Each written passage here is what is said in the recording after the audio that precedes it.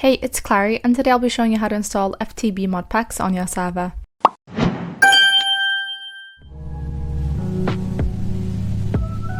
To be able to install FTB Modpacks on your server, you'll firstly need to download the server files. This is the part where most people get confused, so pay close attention. Firstly, head to the Feed the Beast website. We'll leave the link to it in the description. Then, head to the Modpacks tab. There you can just search and find the modpack you want to install. In this tutorial, I'm just going to be installing FTB Direwolf. Then click on the versions and then click on your operating system at the bottom here. Make sure you then drag it to a place where you'll be able to easily locate it. I've just made a folder for it here. Now you can just double click the file and a terminal prompt will open. Just press enter on the keyboard and then enter Y. Then you just have to continue pressing enter for the files to then start generating and downloading. After a little bit, the file should be generated. You'll then also be able to see the folder containing all your server files. Then make sure you delete the server install X file and any .bat or .sh files. Once that's done, we can proceed to installing this on your server.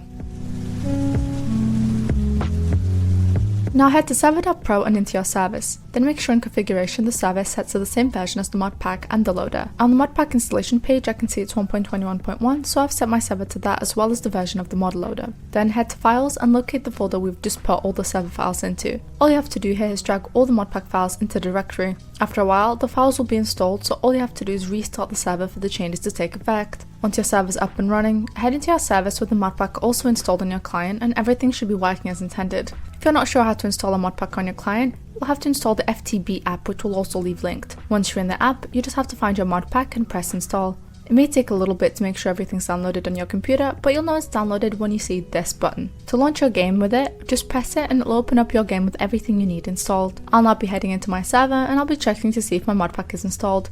And now that I've loaded in, it seems to be everything is installed and I can see a ton of modded items in my inventory.